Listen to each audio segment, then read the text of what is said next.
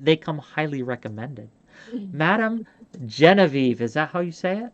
Yes, yes, that's absolutely correct. Thank you. And thank you so much for having me. This is my first Twitch panel or debate, and I'm really excited to be here. I am a lifelong sex positive feminist, sex worker, and advocate for women's rights. Excuse me. I come from a family of doctors, medical professionals, and although I did not personally go to medical school, I was a pre-med major and have continued to study really all that I can find about human anatomy and human sexuality, and I'll be pursuing my master's in human sexuality next year. Well, that's very impressive. We're Thank glad to you. have you on. Um, I would like to start by saying that I think this possible change is really a lot bigger than simply Roe versus Wade and a woman's right to choose. As we know, it is based on the right to privacy, and that affects all of us in so many ways above and beyond abortion. And I think that it's foolish for us to think that this will be the only issue impacted by this decision. We know that there are a handful of other cases around interracial marriage, around possession of pornography, couples being able to access contraception, same-sex marriage. So many different things that are going to go ahead and impact the American people if we move forward in a way where we don't have federal protection to a right to privacy and the right to make medical decisions with our doctor in a private setting. I think that's really what it comes down to in my mind, beyond anything else. Anecdotally, I am a cancer survivor, so I'm a big advocate for the patient and physician relationship and exploring all possible options, knowing what your risks are, knowing what your different outcomes could be, and making the decision that's best for you with that medical expert support. Beyond that, we happen to live in a nation that has the highest maternal mortality rate, and requiring women to carry full term pregnancies will only exacerbate this. It's been on the rise for the past several years. We now stand at 23.8, I believe, is our recent 2020 numbers from the CDC.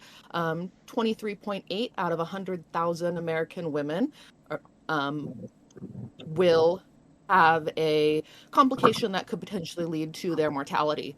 And I think that a lot of people disregard the fact that the reason somebody might choose to get an abortion is incredibly complex, and frequently there are a lot of medical factors that go into that as well.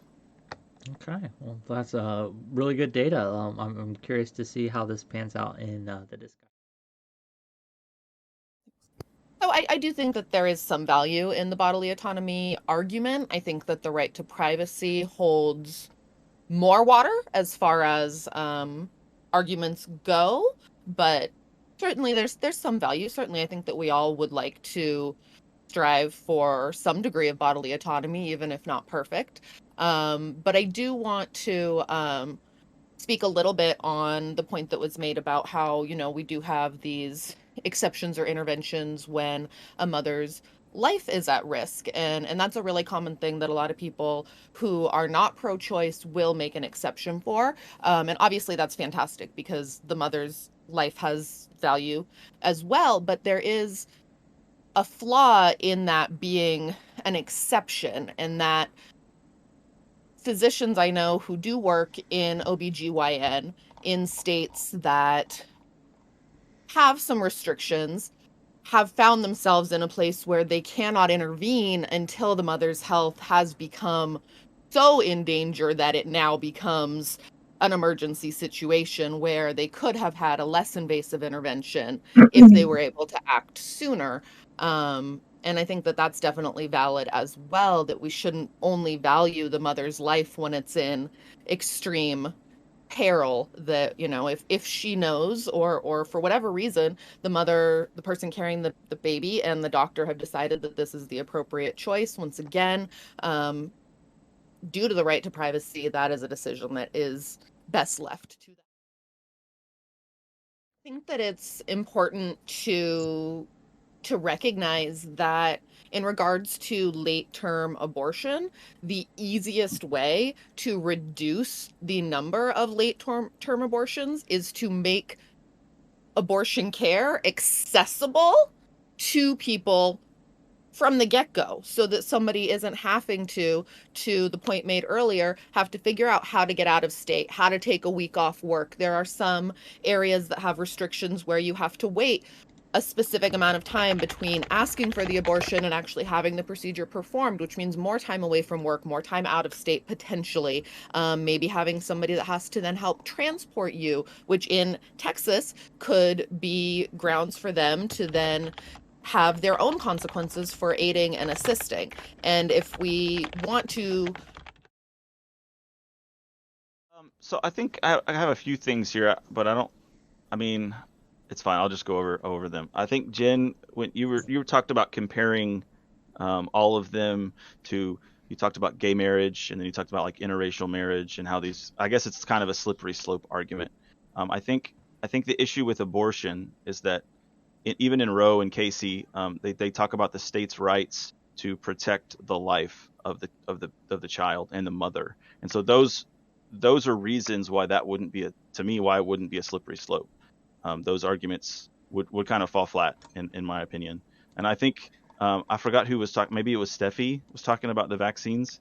You mentioned that you believe that vaccines didn't cause any harm and that abortions or that abortions do good for the mother. But I think we have seen that there have been vaccines that do cause harm, and I think abortions cause 100% harm to the child, and then it can also cause some harm to the mother. That those risks are there with any medical procedure.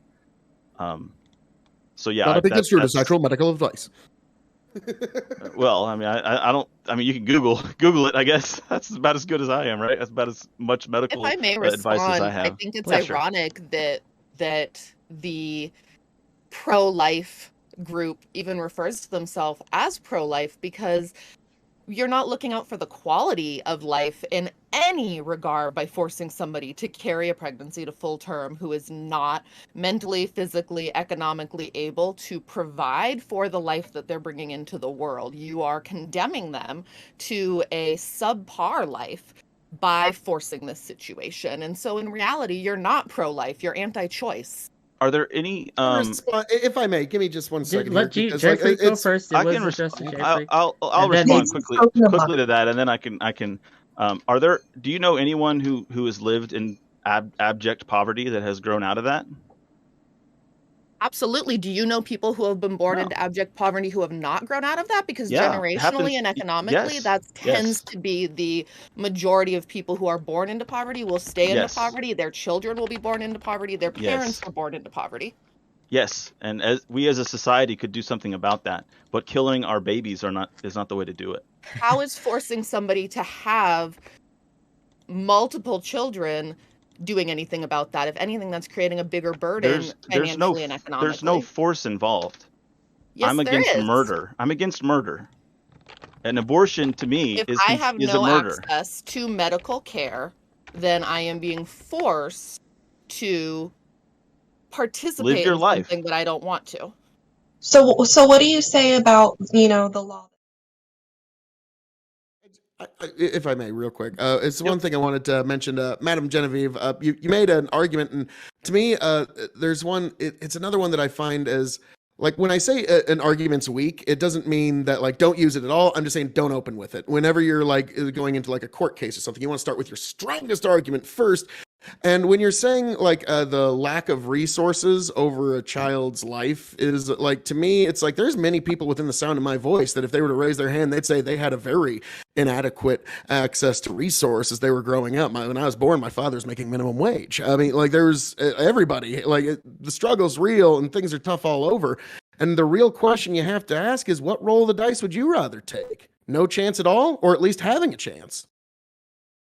Well, If I wasn't alive, I wouldn't Well, know that I'm Corey, not we're gonna alive. let Genevieve respond. What roll of since the it was dice would you rather Just take, real though, quick, man? we gotta let Genevieve respond, and then Corey, if you want in, you can go, please. so first of all, I appreciate your recommendations for how I pose my arguments. I did not make that my primary argument because I know it's not the strongest one. If you recall, my personal primary introductory argument was around the right to privacy. This has only come up now over an hour later as a My fault. possible consequence, since we are discussing consequences of this moving forward. So, point one, respectfully. Point two would be that it is undisputable that families of color are more impacted by poverty in the form of their children being taken away from them and losing custody due to living in a poverty setting, not having a large enough home for each of the children to have space, not having access to food and these other resources. And then these children end up in foster care. So as you can see, it becomes a vicious cycle where we are bringing people. We're so adamant, these pro-lifers, these anti-choicers are so adamant that we have to protect life. But once it's here, we have a system that fails to care for them, fails to provide guaranteed maternity leave for the mother to spend time with the baby once she delivers it, fails to provide ongoing physical and mental health care for her, and then does not allow for support in the form of socioeconomic programs, and could quite possibly lead to her children being taken away from her. So how does that work out for the child? I will totally give you that a weaponized child court is one of the most horrifying things in our modern day when that's weaponized against people, and I've seen it in some instances. So I can concede that totally, because it's, and yes, there are I think times when that it is all of us not are the kind best. of, Oh, go ahead. even if we did grow up in poverty, I think that in general, and this is an extremely generalized statement, but in general, white Americans are not impacted as much as Americans who are of color by these poverty and neglect laws and how it impacts their ability to then raise their family. I would almost disagree. I think black Americans abort their babies at much You're higher missing rates. the point. My point is that once they're born, you said Right.